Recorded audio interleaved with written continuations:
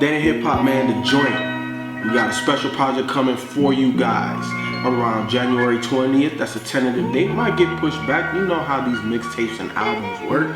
But we got some dope shit coming just for you guys, man. We got Cormega on an llmind beat. We got Will Power inside Stimuli.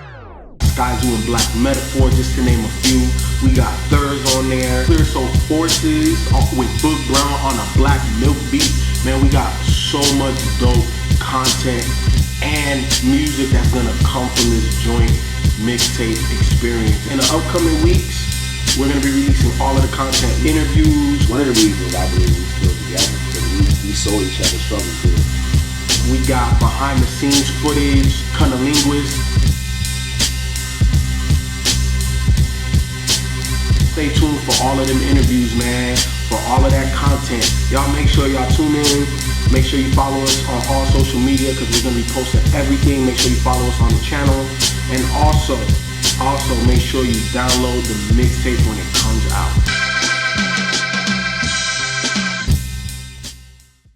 And then Hip Hop, one of the last album reviews of 2014, man. We about to shut it down for the rest of the year. Make sure you go support Dead End Hip Hop, man. Go to deadendhiphop.com, order your t-shirt, man. We sold out of XL, but we will get them back after Christmas. Make sure you download the Dead End Hip Hop app. Make sure you download that damn mixtape, The Joint, when it come out, man. So, J.Cole, 2014, Forest Hill Drive. This is what I said on Born Sinner. I felt like on that album, J. Cole is that student that, you know, he's in class, he's paying attention, but he's doing his own thing.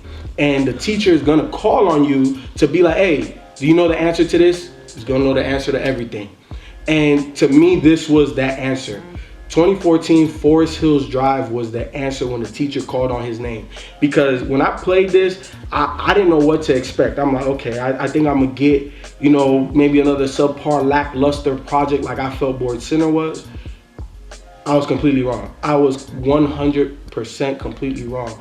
This project right here was amazing to me, beginning to end. From the intro was all right. You know, you got him singing and all that. But January 28th, I felt like, you know, it's always so important for me for artists to really set the tone for the rest of the project on one of those first couple tracks.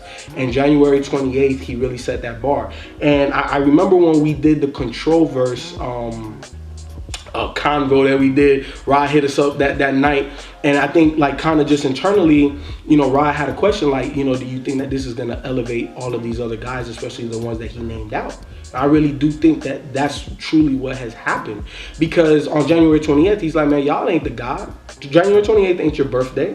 You know what I'm saying? And he's really putting himself up there. And throughout this whole project, man, I really felt like J. Cole, this is the most introspective and personal I felt. Like, this is the most I've ever connected to J. Cole. Like, Wet Dreams, that is my story. I don't know how many other people that's their story, but I lied to my first one to get the draws. I did. And that was like really my story, man. Like me and that girl, we you know, we exchanged fucking notes in class and shit. It was just so crazy, like how much I related to that. Then 03 Adolescence, and y'all already know how bad I am with names and all. I'm not even looking at the phone. Damn. So that just shows you how good this album was. Like, it's been on a continuous repeat since I've listened to it. I actually asked y'all Twitter people that follow me, like, what did y'all think? And I got, you know, pretty much the response was y'all really liked it. There was some of y'all that didn't like a couple tracks, and some of y'all just thought it was subpar, mediocre. I do not agree. I think this is by far the best J. Cole project I've ever heard from him. I could tell how people don't like Saint Tropez and Hello, but I fuck with his whole shit. I even fuck with his singing. You know, he's not the best singer, but I don't know, man. I fuck with it. I fuck with it. You know, I don't think that, you know, he's as good, you know, with harmony, like in terms of singing, like his Crit was, because I was really surprised with Crit on the album. But I like it, and I felt like it fit. And this, again, man, I'm gonna say it again, this is by far the best J. Cole album, man. I bang with this shit. I hear a lot of, I think, ambition in this album. Like the first couple of songs, it seems like there was a kind of like underlying theme in here where, you know, it seems like that, you know, with 03 Adolescence and Tell of Two Cities and Love January Yours. 28th. I forgot that. Yeah, and Wet Dreams. It's just like people just trying to get a come up and trying to be something. And then, you know, with J.Cole himself, you know, proclaiming that he's the best. You know what I'm saying? So I feel like throughout this album, especially on the top part of the song, that for me, that was kind of some of the things that I was picking up. And that's what I feel like J. Cole is doing, especially and I feel like this is an ambitious project from him because he's doing something that's outside of the norm for him, at least for me, with the singing, you know, and him proclaiming that he's the best and being able to actually jump out there and, you know, and try to and claim the mic.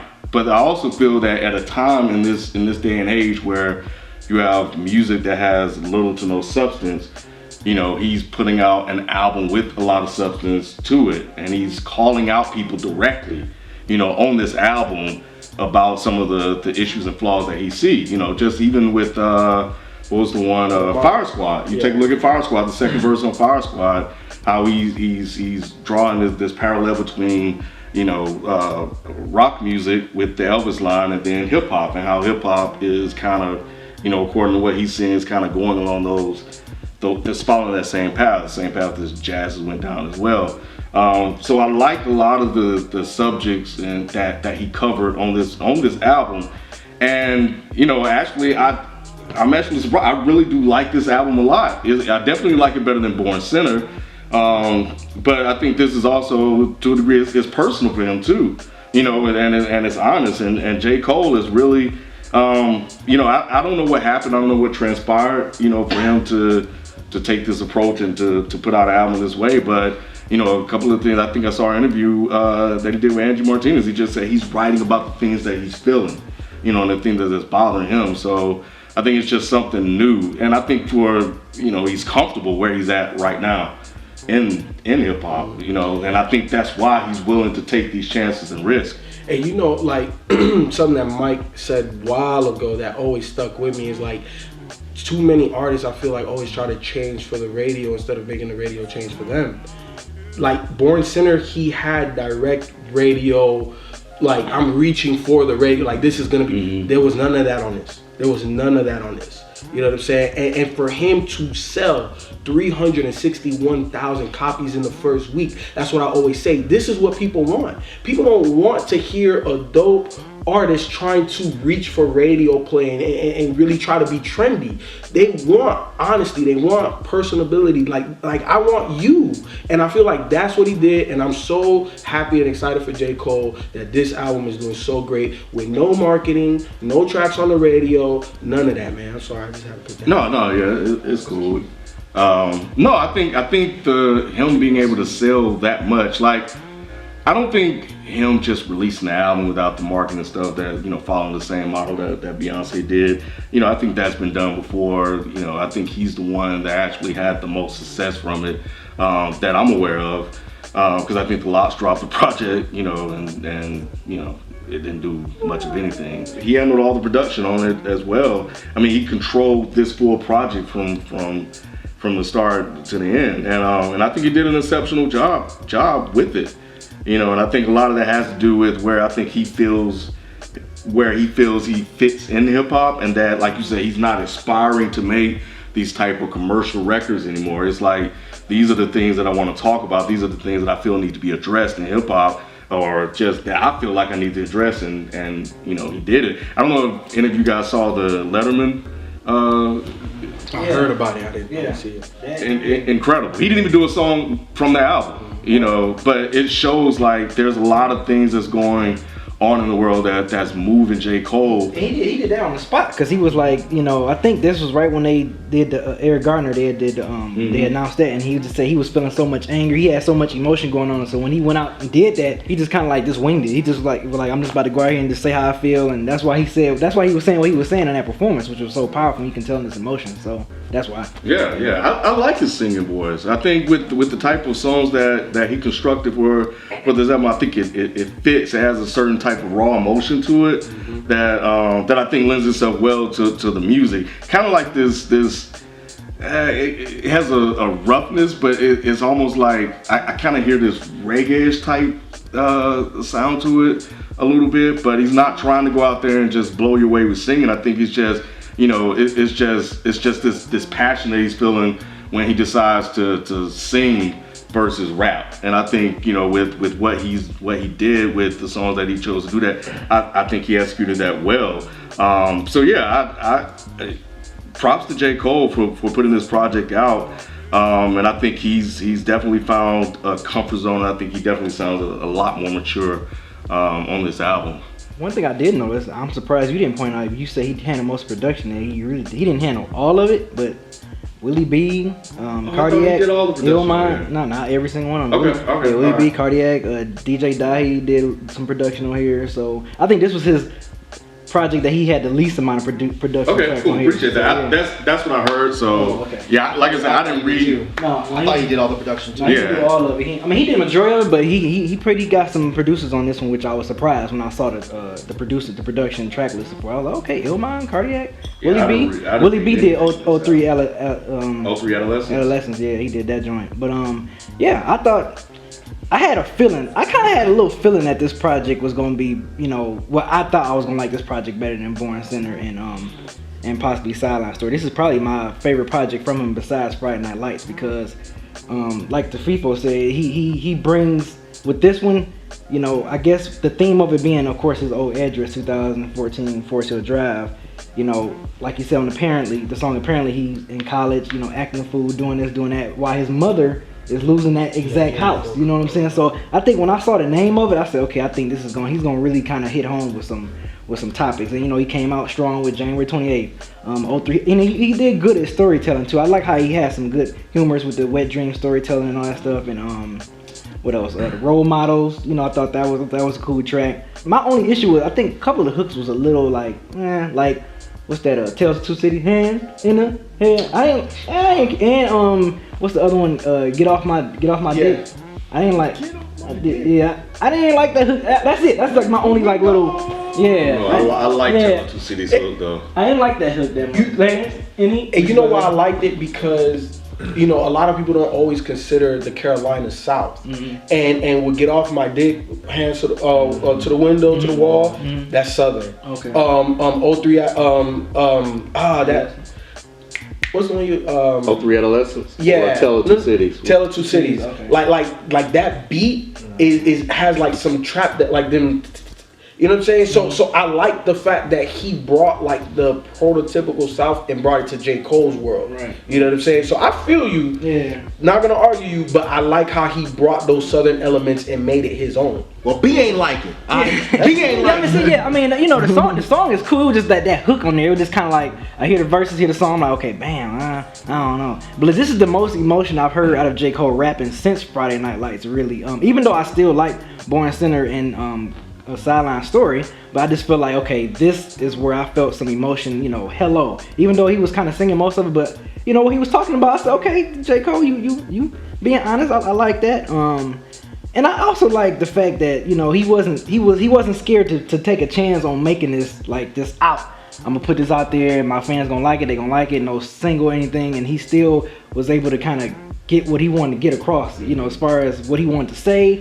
I mean, you know, I think during the Ferguson stuff, he was traveling the cities. You know, I mean, I was like, he probably got a lot on his mind and a lot that he want to say. I think that's why he kind of released his album out of nowhere, because it was like, look, this is what I'm feeling.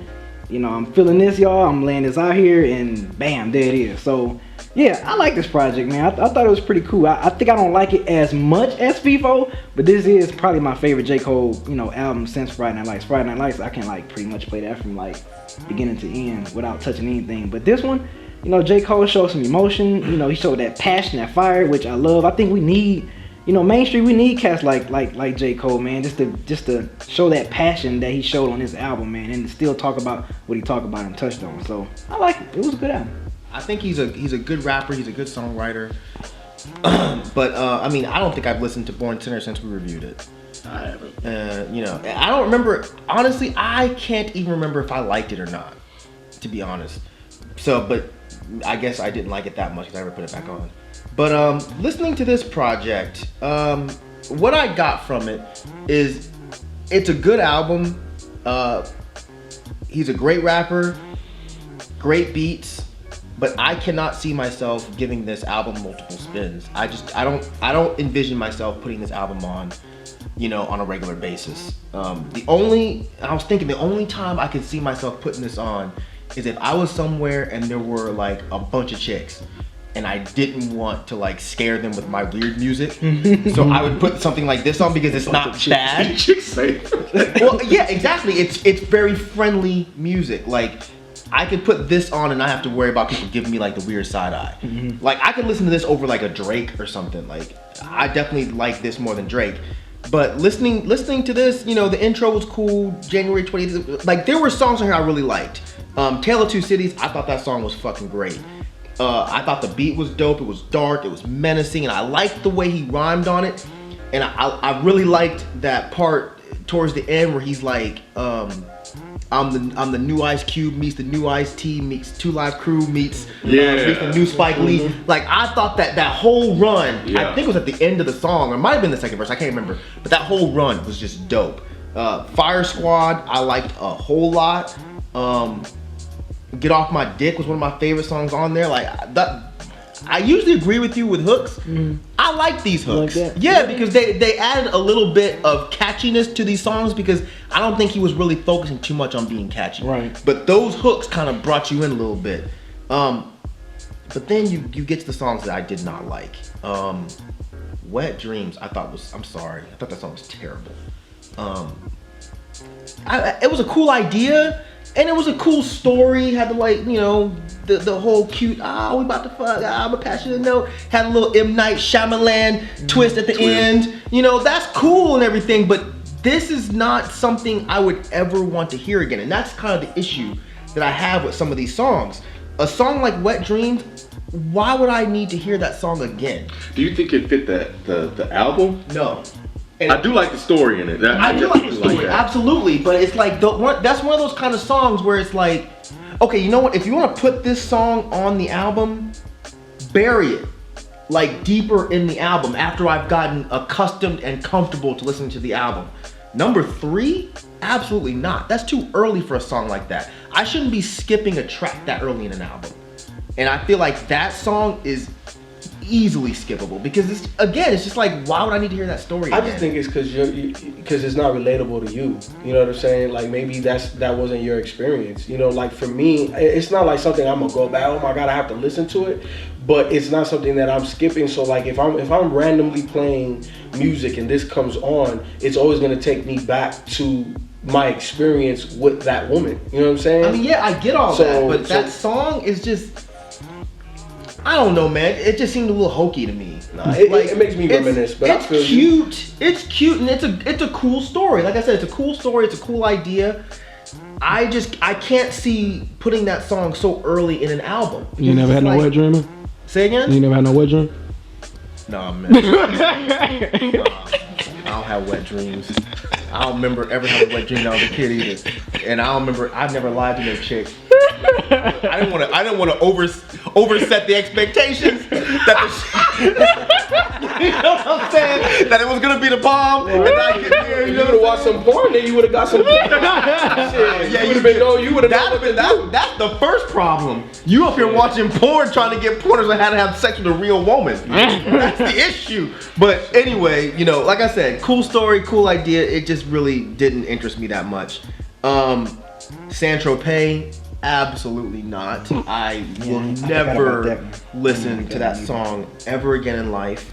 No Role Models, I didn't care for that song either. That was another song where it was a cool idea. It was, you know, I like what he was saying. You know, the whole, you know, you don't have real role models, you don't have real idols for these women to look up to. I get that, but as a whole, that song just did not interest me. So you didn't like Love Yours? No. Wow. No, but that wasn't one of the songs I hated. Like I didn't hate that song. I couldn't stand Saint-Tropez. I couldn't stand Wet Dreams, and I really wasn't a fan of No Role Models. Those are the only 3 songs I really did not like. The rest of this album just seemed okay. Like I've been getting tweets about this shit since the fucking thing leaked, and everyone, oh my god, this is the best album of the year. So it was another one of those hype situations. I finally get around to listening to it and I'm like, really? That's it? And I think a lot of my issue with this project is J. Cole, I feel like was trying to wear too many hats. I don't need him singing. He's not a good singer. You didn't like it? Well, No. you just said that. No, he's not a good You didn't like wait, yo, you just said you didn't like No, I didn't like him singing. I like him rapping. J. Cole sounds great on a beat, and he can rap his ass off. What I don't care for is when he's trying to add melody by him singing. To me, it doesn't work. And that was one of the issues. That was the main issue with San Tropez. I'm like, bro, no, I don't need this. And I forgot what the other, was it Hello that he was singing half the damn song on too? I think it was. Hello. Yeah. That was I Hello. just I don't need that. So, I mean, overall, I thought this was a cool project, but it wasn't, I didn't get that much out of it. I don't see myself listening to this a lot. I want to go back to Wet Dreams though. I think when I first heard that song, it felt a little awkward listening to it at first because I'm like, wait a second, you're a grown ass man. I think he's 34 and you're writing about this song from when you were a kid. It kind of felt a little weird for me listening to the song because I didn't understand. I think the placement, like you said, was interesting to put it third. And I'm like, why are you rapping about this? You know, and I didn't quite get that when everything else around it. But then the track after was 03 Adolescence, so maybe he was just setting up. Like, think about it, his birthday. Then you get Wet Dreams, then you get Adolescence, and then you kind of get grown. That's what I was looking for. Yeah, I was looking for that. He should have moved. I'm sorry, bro. He should have moved them tracks back. It was just too early. And that makes sense. For something like that. It does make sense, but. And I disagree. I understood why he was writing that song. That song just wasn't that interesting to me. Like I feel like I've heard this before. Mm-hmm. I've heard rappers write songs about their first time. It didn't have the little twist at the end, like, oh shit. But I won't give the twist away, y'all. But will rappers be that honest about it though? But what did he really say that was that like? But think about hip hop though and how I'm gonna beat this up and I do this, that, and the other. It was kind of went against, but he kind of still went against the grain though. I mean, he was like, yeah, you know, I'm lying to this chick, you know, yeah, I've been doing this, that, and the other, blah blah blah blah blah. Instead of, you know, I don't know. I think it was. I mean, it was a little different than what we customarily. He showed vulnerability. Easy route to say, yeah, I bang chicks, do all that instead of him. I mean, that would be a corny thing, but he's never been that type of dude to do something like that. That one was fluid. The idea of the song is fine. I'm not saying the idea is whack. You don't think it was a good song. I just don't think it was a good. I can't even say it wasn't a good song. The thing what I'm saying is, I can't see any reason to listen to it again. I just love that beat. I do like the beat. I don't even remember the beat, to be honest. I was too busy. I love that beat. That beat, when that beat came out, I was like, oh yeah, this shit. It's nice. Got a little soulful twist with that knock, with that sub knock to it. I love it. You kind of had to. You couldn't have no other kind of beat. You talking about fucking for the first time. You had to have a little. But yeah, I mean, the beat overpowered the actual like the rapping for me on that song. I think the twist kind of reminded me of Lights Please. I think that was the first song I was like, okay, you know, I kind of like J. Cole. Everything else was like, he can rap. That's cool, but it wasn't anything that was particularly drawing me to him. I also thought it was funny that on Fire Squad that he was talking about I'm the king, this, that, and other. He kind of took a shot at his contemporaries, but yet he was rapping like Drake or like kind of like Drake with that type of flow he had in the beginning of the song. I don't know. I listen to Drake. I didn't necessarily catch on to that. You didn't catch that? No, I didn't. Yeah, it kind of had that. Like a lot of people have been doing that now. That type of flow. I just hear Drake do it, so that's why it's attributed to Drake. Look, if he wasn't the first, I don't give a fuck if he wasn't the first to do it. He's the one that I hear do it the most. But I just thought it was funny that he was adopting that flow that's being used a lot. But yeah, he's taking a shot at rappers for doing a lot of things that that's not, I guess, challenging and talking about people. Something about talking about white people. Towards the end, but I think there was a shot where he was talking about rappers are not empowering black people. Yeah, it's doing this, that, and the other. So I thought that was interesting. You would do that, but then you would say what you said. So keep creating this type of music, man. Keep being you. Keep making sure that people understand who you are. And keep talking about things that are happening in the world and things that happen in your life, because that's why people love you, and that's why people are always going to be able to relate to you. Keep bumping that shit in the whip, man. I appreciate the creativity that you expressed in this project. Went against the grain of what contemporary music is putting out with all the party music, et cetera, et cetera. You're addressing a lot of issues that, you know, people are dealing with, and, you know, you're leading in action. Your music is also a byproduct of your action because of everything that you've done with Ferguson, et cetera, et cetera, et cetera. So yeah, man, you know, I like the project. Yeah, I mean, I love the emotion you put in this project. I love you know, you had a lot to say. I love the storytelling. 03 LS, I think that's my favorite track on there. How you told about the street guy wanting to be the regular guy that's getting ready to go to college and have a bright future, and you want to be the other guy. So that's my favorite track on there. But I like how you kind of reached and got some different producers this time. Instead of like producing the entire album, you kind of went out of your comfort zone and got different producers that gave you some good tracks. So shout out to Willie B on the 03. That's my favorite joint. But overall, I thought the project was good. My favorite project from you since Friday Night Lights. So keep it up, J. Cole. Hey, Mr. Cole. Mike C down here. You're a great rapper. I think you have a great ear for beats. I think you're a great songwriter. I don't want you or anyone to get this misconstrued and think that I thought this was a whack project. I thought this was a really good project. I just don't think that this was a project specifically for someone like me. But yeah, keep up the good work, man. You're obviously not making projects for people like me. You're making projects for people like the rest of the guys here, and they all loved it. So, you know, don't take my word for anything really important. Most people don't. So, yeah.